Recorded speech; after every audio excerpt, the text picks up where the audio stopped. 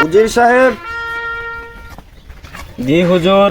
রোজা রমজানের দিন আইছে, রোজারা কি ইফতারি ঠিক মতো দিতাছ? আমি জানি না হুজুর, কে জানে? সেনামতি জানে। তাহলে সেনাপতিকে ডাকো। সেনামতি। জি হুজুর।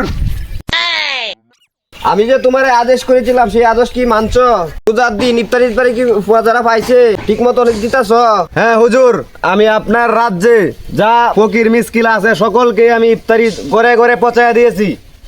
হুজুর না, মুড়ি দেয় ইফতার ল বুট পানা।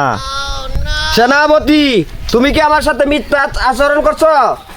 কেন হুজুর? তুমি ইফতারি দিতাছ বালা কথা, কিন্তু বুট পাইতাছ না কেন?